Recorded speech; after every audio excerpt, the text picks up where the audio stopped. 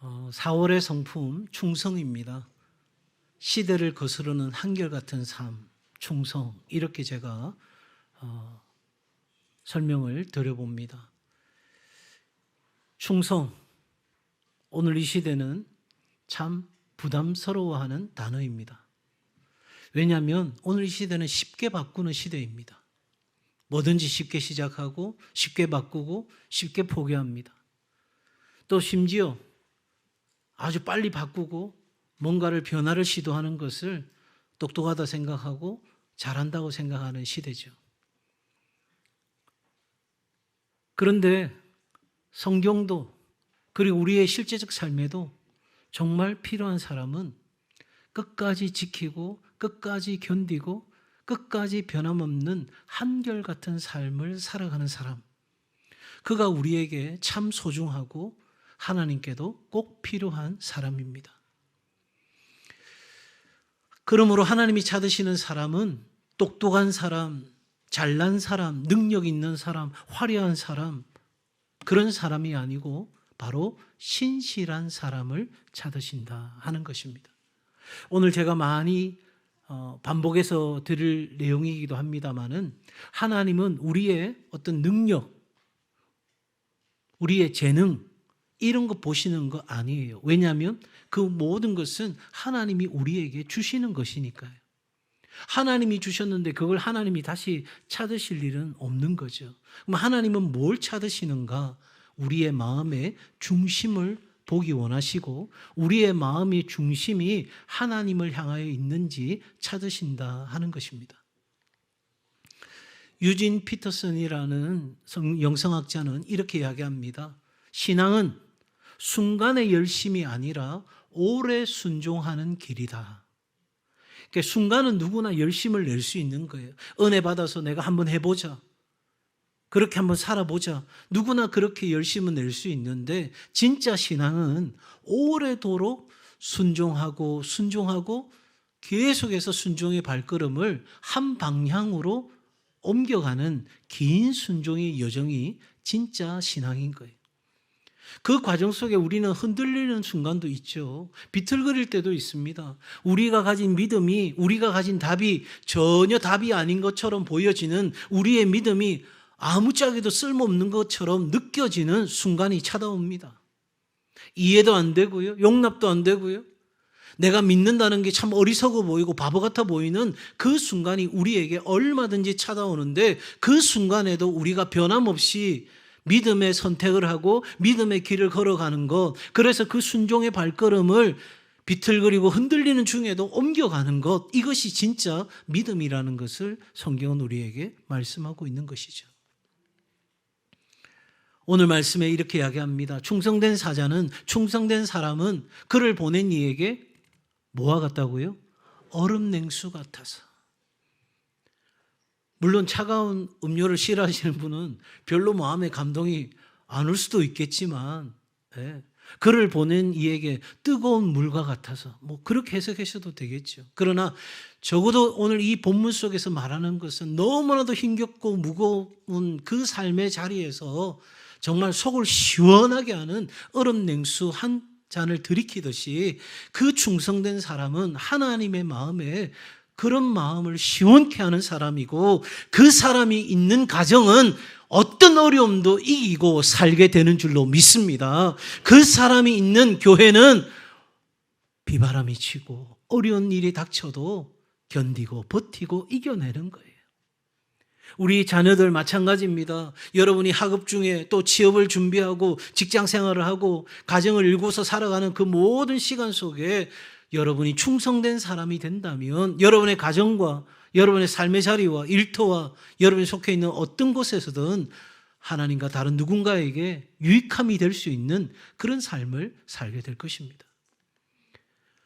성경 우리에게 보다 더 이 충성에 대해서 강력하게 이야기합니다. 어떻게 충성하라고요? 죽도록 충성하라는 거예요. 그러니 싫은 거예요. 그러니 부담스러운 거예요. 내가 왜 죽어?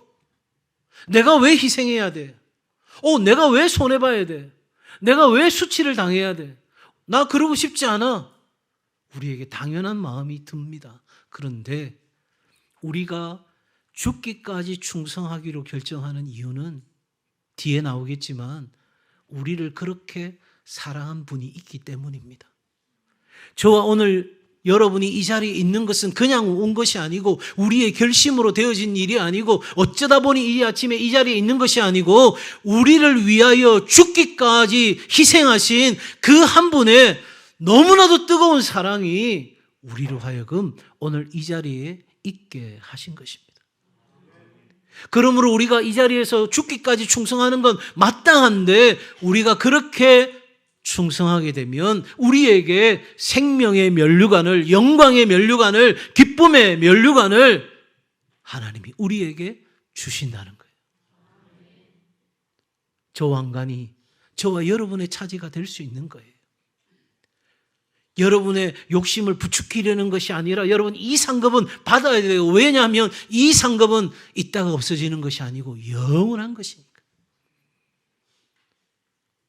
고 이중표 목사님이 그런 표현 하셨잖아요. 천국 가서 개털 모자 쓰지 말고 범털 모자 쓰고 다니라고. 여러분 지금은 쓰나 안 쓰나 별 차이 없는 것처럼 보여요. 그러나 그 영원한 나라에서는 내게 주어진 그 면류관, 영원히 빛나는 면류관이 되는 줄로 믿습니다. 누구에게요? 충성된 자에게. 자, 충성은 능력보다 뭐의 중심? 마음의 중심입니다. 느헤미야는 마음이 주 앞에서 충성되었다고 성경 기록합니다. 그러니까 하나님은 우리의 마음의 중심을 보신다는 거죠. 여러분 능력이 아닙니다. 그런데 이 마음의 중심을 보신다는 의미를 잘 이해하셔야 되는데 겉으로는 분주합니다. 겉으로는 하나님의 일을 한다고 열심입니다. 그런데 중심이 하나님의 영광, 하나님의 자랑, 하나님의 복음이 아니라 나의 자랑, 자기 만족, 자기를 드러내는 것에 있다면 죄송하지만 여러분의 수고와 섬김은 충성은 아닌 거예요. 왜냐하면 충성은 우리가 충성하는 대상이 있거든요. 그 대상이 여러분 자신이라면 그건 진짜 충성이 아닌 거죠. 눈에 띄는 일을 많이 해도 마음이 사람의 칭찬만 바라고 있다면 그건 하나님 앞에서의 충성이 아닙니다. 반대로 눈에 띄지 않아도 보이지 않아도 사람들이 주목하여 보지 않아도 나의 뜻보다 주님의 뜻이 먼저고 그 주의 뜻을 따라 살아가고자 그 자리를 지키는 사람이라면 그가 바로 충성된 사람인 거예요. 목회자의 목회자로 불렸던 팀 켈러 목사님이 이렇게 이야기합니다. 충성은 통합된 삶이다. 무슨 말이냐? 교회에서의 나와 집에서의 내가 다르지 않는 것. 일터에서의 내가 다르지 않는 것. 사람들 앞에 나와 혼자 있을 때 내가 다르지 않는 삶. 이것이 바로 진짜 신실함, 충성된 삶, 통합된 삶, 전인적인 삶이다. 이렇게 말하고 있는 거죠. 그러니 그 사람이 직장에 있든 교회에 있든 가정에 있든 그 사람의 삶은 언제나 동일한 모습 속에 있다는 거예요. 이걸 좀 더 구체적으로 적용할 수 있는 적용점을 한번 나누려고 합니다. 온 세대가 함께 예배 드리니까요. 여러분 충성은 어른들만 하는 거 아니에요. 나도 할 수 있을까? 어린 우리 아이들도 할 수 있습니다. 또 해야 하고요. 제가 이렇게 여러분 성품을 함께 나누는 이유는 우리의 자녀들에게 성품을 가르쳐 줄 수 있는 공간이 별로 없어요. 학교에서도 지식을 쌓게 하고 대학을 들어가게 하는 거기에 목적이 있지 아이들의 됨됨이와 사람됨을 가르치는 일이 잘 없죠. 가정에서도 우리 젊은 세대 죄송합니다. 내가 그런 성품, 그런 어떤 훈련 안에 있어 본 적이 없기 때문에 자녀들에게 이 성품을 어떻게 가르쳐야 될지도 몰라요. 그래서 제가 3년 동안 적어도 36가지 성품은 우리 자녀들과 함께 우리 가정들이 꼭 공부하고 마음에 새겨서 여러분의 살아가는 날 동안에 하나님께 복을 받고 사람들에게 신뢰를 얻고 인정을 받는 귀한 삶이 되기를 우리 같이 훈련하고 있는 겁니다. 자, 우리 어린이들에게는 약속을 지키는 충성이 필요해요. 게임 1시간 하기로 했으면 1시간 하고 딱 손을 놔야 돼. 그런데 나는 더 할 거야. 나 더 하고 싶어. 아니에요. 아주 작은 것에 내가 그 약속을 지키는 것부터가 충성이에요. 우리 청소년들, 그냥 보지 않으니까 이번에는 부정적인 방법으로 컨닝이라도 해가지고 성격 높여야 되겠어? 아니요. 보이지 않는 정직함의 충성이 필요한 거예요. 틀리더라도, 성적이 떨어지더라도 내가 정직하게 나아가는 것. 우리 청년들 학업을 하고 취업을 하고 여러 가지 상황 속에서 그 준비하는 여정 자체가 지루하고 힘들고 어려울 수 있어요. 그럼에도 불구하고 흔들리지 않도록 자기의 중심을 지키면서 하나님 주신 비전과 사명을 향해서 뚜벅뚜벅 걸어가는 바로 그 충성. 정말 자녀들의 모습을 보면서 실망할 때도 있지만 그럼에도 끊임없이 모든 것을 참고 믿고 바라고 견디는 그 사랑을 하는 부모의 지속적인 사랑. 그것도 충성이에요. 또 우리 어르신들, 이제 내가 할 만큼 다 했어가 아니고 삶의 호흡이 닿는 순간까지 마치 시드온과 안나처럼 그 주의 전에서 내 기도의 자리를 끝까지 지키는 것. 바로 그것 또한 충성인 것입니다. 그러므로 여러분, 이 충성은 흔들리지 않는 중심에서 나옵니다. 충이라는 한자 자체가 이 중심을 의미하고 있는 거죠. 이 중심이 너무나도 확실했던 한 사람을 소개하려고 합니다. 삼국지 읽어보신 분들 계시는지 모르겠는데 한 20년 전에 제가 삼국지를 읽었던 것 같아요. 그때 삼국지 읽으면서 제 마음 가운데 가장 강렬하게 다가왔던 사람이 누구냐면 조자룡이라는 장군입니다.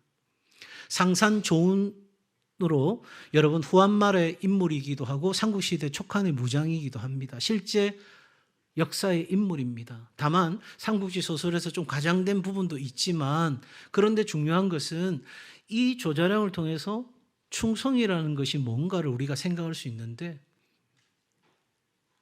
첫 번째는 유비가 방랑할 때도 아무것도 보이지 않는 상황 속에서도 자기가 주군으로 택한 그 주군을 따라서 섬기는 것을 보게 됩니다. 일편단심, 마음이 바뀌지 않습니다. 또한 그는 유비가 잘못된 전쟁을 치르려 할 때 직언하는 그런 충성도 보입니다. 리더가 올바른 결정을 할 수 있도록 최선을 다해서 돕는 것. 그런데 여러분, 가장 빛나는 모습이 어디냐면 장판판의 전쟁에서 조조가 이제 거의 10만 대군을 이끌고 쫙 밀어붙이는 상황입니다. 그러니 유비와 모든 군사들이 다 도망가기 바쁜데 그 상황에 어떤 일이 하나 있냐면 유비의 아들이 적진 한복판에 있다는 소식이 들린 겁니다. 바로 그 순간 조자룡이 그 적진을 향해서 달려갑니다. 그리고 그 아들을 품에 안고 그 모든 공격을 뚫어내고 다시 유비 앞에 옵니다. 유비가 아들을 내동쟁이 치면서 이 아들 때문에 내가 이 귀한 장수를 잃을 뻔했다라고 했다는 이야기도 나오죠. 여러분, 삼국지 읽으면서 저는 그런 마음을 가졌어요. 내가 사역하는 동안 조자룡 같은 충성과 의리를 다하는 사람이 되고 싶다. 그렇게 했는지는 모르겠지만 하여튼 제가 생각한 것에 부끄럽지 않게 지금까지 달려왔고 내가 훗날 어느 자리에선가 사역을 할 때 누군가 내 곁에 그런 사람이 있으면 정말 좋겠다. 소설 읽고 은혜 받아가지고 기도까지 이어간 그런데 여기서 여러분 조자룡 이야기를 제가 하는 이유는 뭐냐면 그의 자발적인 헌신이에요. 누가 시켜서 간 게 아니에요. 지금 다 도망가고 아버지인 유비마저도 어찌할 바를 모르는데 조자룡이 생명을 걸고 뛰어들어간 거예요. 어려우면 당연히 예상되겠죠. 방해가 있겠죠. 공격이 있겠죠. 그런데도 포기하지 않는 인내로 충성을 다합니다. 심지어 조자룡이 적진을 향해서 뛰어가니까 사람들이 다 이야기합니다. 야, 이제 원수에게 투항하려고 하는가 보다. 조자룡도 별 수 없군. 아니요. 그런 오해를 견디면서 그는 끝까지 충성합니다. 여러분 멋있지 않아요? 별로 안 멋있어요? 네, 멋있어요.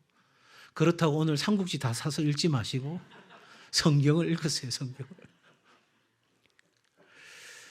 편안할 때는 누구나 충성할 수 있어요. 충성하는 것처럼 보입니다. 사랑하는 것처럼 보입니다. 그런데 시험의 때, 어려움의 때, 누구도 감당하지 않는 그때 진짜 내 안에 있는 중심이 드러나는 거예요. 여러분, 조자룡을 이야기했지만 충성은 하루아침에 갑자기 생겨나는 어떤 감정이나 반짝이는 내 삶의 의지가 아니에요. 평소 내 마음의 생각이 가장 어려울 때, 가장 힘겨울 때, 가장 할 수 없다고 생각될 때 그때 드러나는 거예요.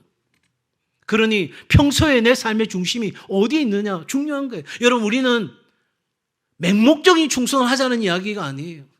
조자룡에게 유비가 주군이었다면 우리에게는 누가 주군입니까? 예수 그리스도.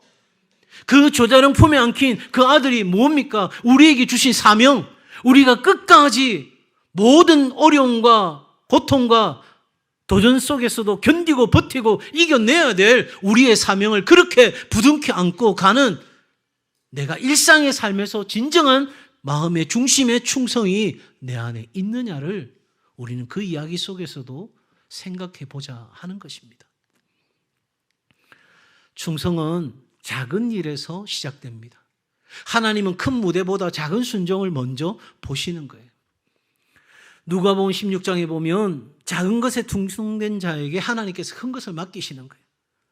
우리 다음 세대 자녀들 지금 공부하는 게 힘들고 어려울 수 있어요. 내가 노력한 만큼 성적이 안 나올 수 있어요. 내가 기대하는 삶의 그 목적지까지 나는 도달할 수 있을까? 의심도 돼요. 그러나 여러분에게 주어진 하루하루 한 시간 한 시간 그 시간을 쪼개어서 여러분이 작은 것에 충성을 다한다면 하나님은 어느 날 여러분이 하나님의 큰 것을 맡을 만한 준비가 되었을 때 여러분에게 맡기시는 거예요. 가나 혼인잔치에서 여러분 예수님께서 하인들에게 이야기하는 것, 항아리에다가 물을 떠넣으라는 거예요. 어려운 일이에요? 쉬운 일이에요? 쉬운 일이에요. 작은 일이에요. 그런데 그 작은 일에 내가 충성되게 순종했더니 그 물이 변하여 뭐가 됐어요? 포도주가 되는 거예요. 지금 우리의 자녀들이 오늘 노력하는 것 앞이 보이지 않습니다. 언제쯤 내게 약속하신 가나안 땅에 도착할 수 있을까? 보이지 않습니다. 그럼에도 불구하고 오늘 시간을 하루에 3시간으로 아침, 저녁, 점심, 저녁 이렇게 3시간으로 쓰는 게 아니라 분초를 쪼개어서 하나님 앞에 충성되의 삶을 살아가게 되는 어느 날 여러분의 인생이 물 같은 인생이 포도주처럼 다른 사람에게 선한 영향력을 줄 수 있는 인생으로 바뀌는 역사가 하나님 안에서 일어나게 되는 줄로 믿습니다. 하나님이 그렇게 하십니다. 하나님 앞에 충성된 자를, 하나님 앞에 신실한 자를, 하나님 앞에 절대적으로 순종하고 나아가는 자를 하나님이 가만히 두지 않으십니다. 한 소녀에게 작은 도시락이 있습니다. 자기가 먹기에도 부족한 도시락입니다. 그런데 예수님이 필요로 하신다는 이야기를 알고 기꺼이 자신의 것을 내어줍니다. 그 순간 어떤 일이 일어납니까? 아무것도 아니었던 그 도시락이 5,000명을 먹이고도 12광주리가 남는 그런 멋진 일이 일어납니다. 그건 그날 예수님이 계셨던 그 자리에서만 일어난 것이 아니고 우리의 미래 세대는 들으십시오. 우리의 자녀들은 기억하십시오. 여러분의 인생이 하나님의 손에 들려지는 순간 여러분은 보잘것없는 인생, 루즈 같은 인생이 아니라 하나님께서 빚으시고 하나님께서 사용하시고 하나님께서 세상 가운데 영향력 있게 드러내는 하나님의 사람이 되는 줄로 믿습니다. 우리는 그렇게 살아가야 하는 거예요. 얘들아, 눈을 떠라. 눈을 떠라.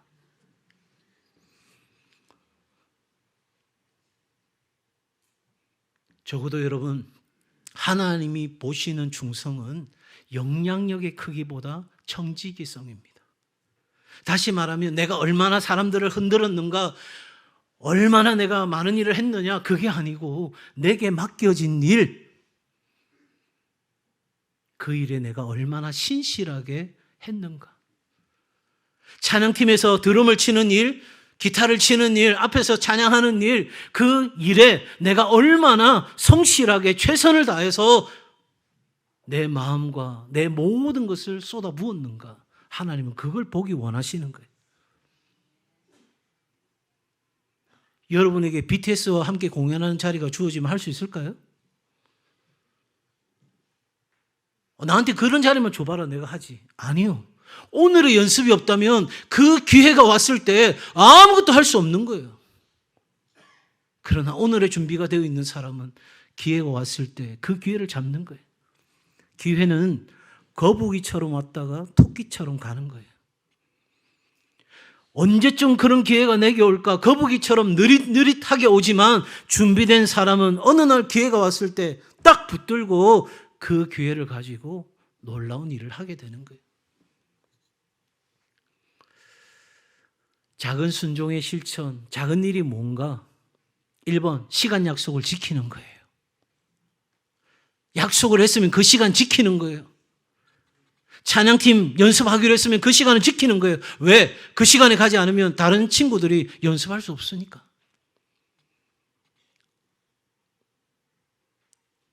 교회 물건을 소중하게 여기는 거예요. 내 것인 양 마음대로 쓰는 게 아니라 작은 것 하나라도 아끼는 것, 하루 5분의 기도 자리를 갖는 것, 여러분 작은 돈도 정직하게 사용하는 것, 말을 조심하며 살아가는 것.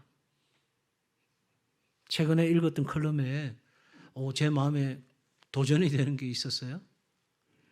말의 태도가 인격의 태도다. 내 말의 맵시가 내 인격의 삶을 드러낸다 하는 이야기예요. 내가 맡은 자리 끝까지 충성되기 감당하는 것. 이것이 바로 작은 순종의 실천이에요. 우리가 이런 작은 순종을 실천할 때 하나님은 반드시 우리에게 더 감당할 수 있는 일을 맡겨주시는 거죠. 작은 순종이 쌓여서 충성이 되고 그 충성이 쌓여서 신실한 삶이 된다는 것. 그 신실한 삶은 우리 하나님을 참 많이 닮아 있는 삶인 거예요. 그러므로 여러분 충성은 오래도록 같은 방향으로 걷는 것입니다. 끝까지 걷는 사람, 그가 충성된 사람인데 여러분 한 사람을 소개합니다. 폴리카르포스, 영어로는 폴리캅으로 많이 알려져 있는 이 교부. 86세가 될 때 이렇게 이야기합니다. 예수 그리스도를 부인한다면, 예수 그리스도를 믿지 않겠다고 한다면 지금 당장 당신을 풀어주고 생명을 살려주겠다. 그때 이 폴리카르포스가 이런 이야기를 합니다. 86년을 살아오면서 예수 그리스도는 나를 단 한 번도 배신한 적이 없다. 나는 그 예수 그리스도를 믿고 86년 동안 신실하게 충성된 삶을 살고자 여기까지 왔다. 그런데 이제 와서 내가 부인할 수 있겠는가? 그러면서 순교의 길을 걸어갔습니다.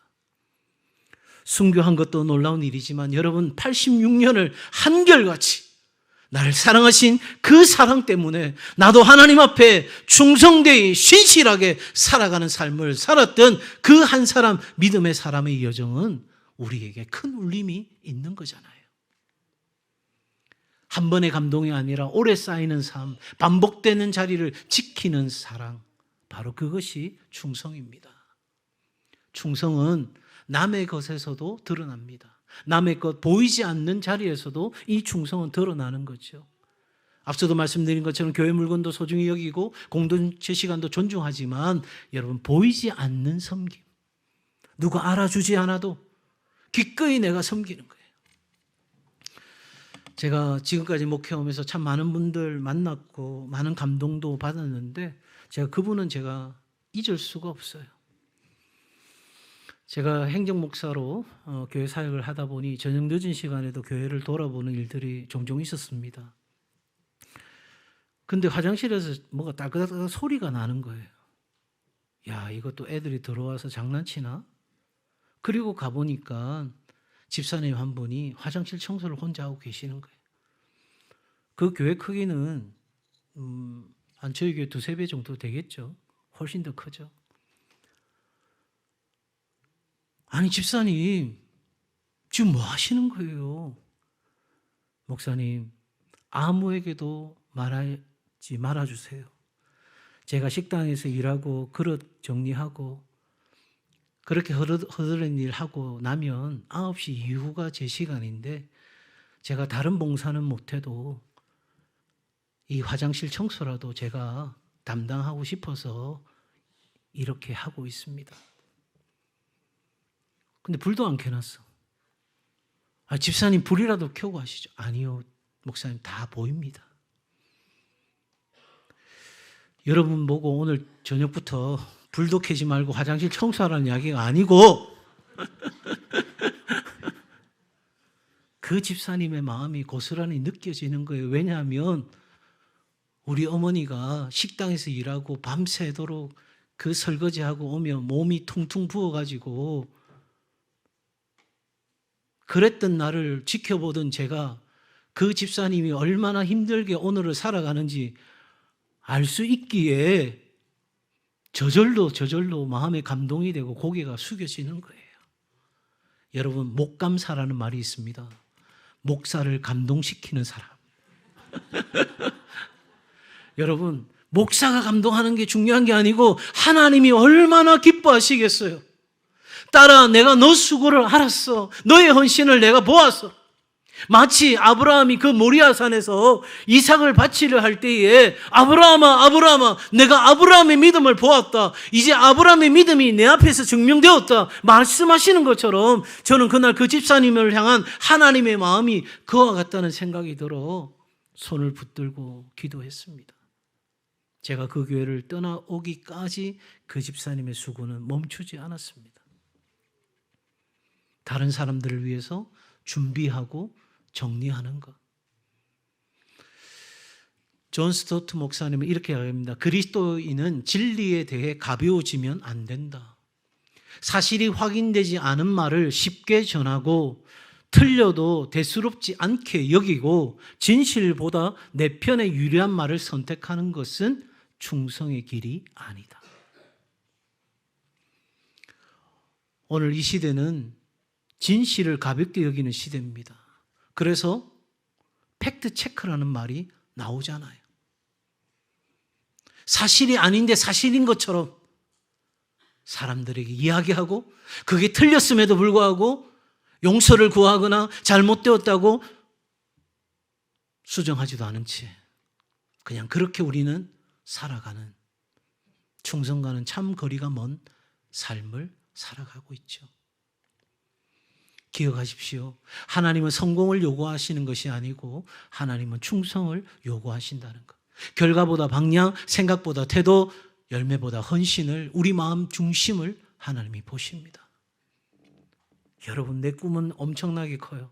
그런데 오늘 내게 주어진 삶의 자리에서 그 작은 것에 충성되지 않는다면, 내 태도가 충성의 태도로 살지 않는다면 과연 하나님이 뭘 더 맡기실 수 있을까요? 우리의 삶 전체에서 이 충성이라는 성품은 드러나야 합니다. 왜냐하면 그 공동체를 묶는 신뢰의 뿌리가 되기 때문입니다. 가정에서 부부가 서로 간에 충성하고 부모와 자녀 간에 충성하고 자녀가 부모에게 충성하는 이 충성의 관계가 이루어질 때 어려운 중에도 마땅히 내가 해야 할 일을 감당하는 그 삶을 통해서 우리는 더욱더 든든하게 세워지게 되는, 다시 말하면 이 충성은 공동체, 가정과 교회, 여러분의 삶의 자리에서 그 모든 것을 묶는 접착제와 같은 거예요. 가정 안에 충성된 그 한 사람으로 인해 그 집은 쉽게 무너지지 않습니다. 정말 해도 너무한다 싶어도 충성되이 한결같이 그 자리에 눈물로 견디는 사람이 있으면 그 가정은 다시 살아납니다. 교회 안에 충성된 사람이 많아지면 그 교회는 어떤 바람이 불어도 견디고 선한 영향력을 흘려보내는 것입니다. 우리 교회 안에 충성된 사람이 많으면 많을수록 건강한 교회, 행복한 교회, 영향력 있는 사람과 세상을 변화시키는 진짜 오늘 이 시대에 하나님이 쓰시는 선교적 교회가 되는 거예요. 그러나 충성된 사람이 없다면 미안하지만 어려운 일이 생기면 여지없이 흔들리고 무너질 수 있다 하는 것이죠. 이러한 충성을 해야 될 근거, 바로 예수님의 신실하심, 그 충성에 있습니다. 예수님은 아버지의 뜻에 충성했어요. 하나님이 무슨 생각을 하고 계시는지, 하나님의 계획이 무엇인지, 하나님께서 어떻게 일하기를 원하시는지 그 하나님의 뜻에 충성했어요. 그 뜻대로 순종하기 위해서 더욱 힘써 애써 기도했던 겟세마네의 기도가 있으셨어요. 그리고 예수님은 하나님이 하라고 하신 일을 했습니다. 예수님께서는 아버지께서 말씀하라고 하신 말씀을 하셨습니다. 그리고 마침내 십자가에서 죽기까지 충성하셨습니다. 그래서 성경은 예수님을 충성하신 분, 예수님을 충성된 증인으로 우리에게 소개하고 있습니다.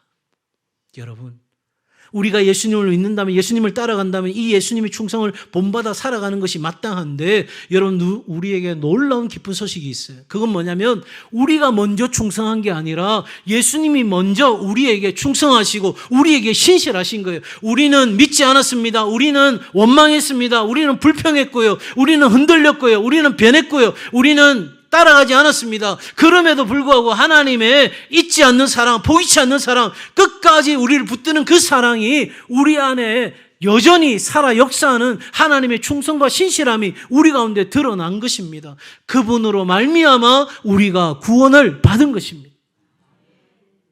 할렐루야.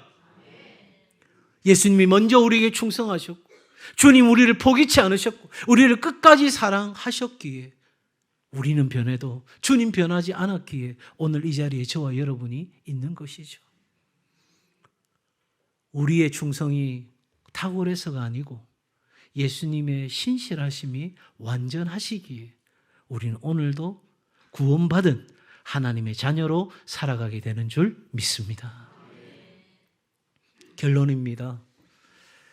충성은 내가 짜내는 도덕이 아니에요. 내가 한번 살아보자 그렇게 팍 짜낼 수 있는 게 아니에요.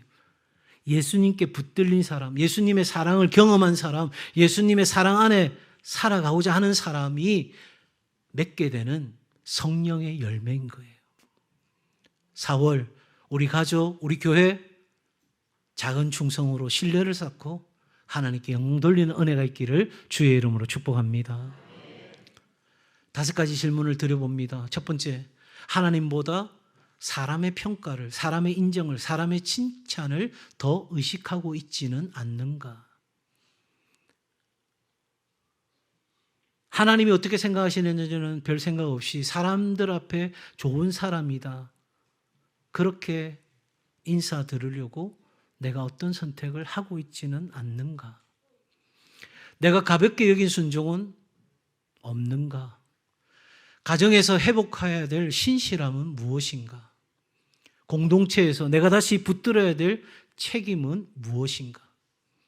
죽도록 충성하라는 이 말씀 앞에 순종해야 할 한 가지, 이번 주 당장 실천해야 될 한 가지, 나를 위해 주님이 죽기까지 충성하셨기에 나도 그분을 위해 죽기를 각오하는 것, 여러분 당연한 것 아닐까요? 제가 1번하고 오늘 읽으면 여러분 흰색 내용을 읽어주시면 좋겠습니다. 1. 오늘. 한마디 말을 조심하는 것. 2. 오늘. 맡은 일을 미루지 않는 것. 3. 오늘. 한 번 더 가족과 성도들의 곁을 지켜주는 것. 4. 오늘. 한 번 더 기도하는 것. 5. 오늘. 사람 앞이 아니라 하나님 앞에서 진실한 것. 이것이 충성입니다. 충성하신 예수님 앞에서 우리가 결단하면 좋겠어요. 제가 번호 읽으면 여러분 내용 읽어주십시오. 1. 우리 가정이 화려함보다 신실함을 선택하게 하소서. 2. 보이는 자리보다 보이지 않는 자리에서 더 진실하게 하소서. 3. 큰 일을 기다리기 전에 작은 일에 충성하게 하시고 끝까지 우리를 붙드시는 예수님을 닮아가게 하소서. 아멘.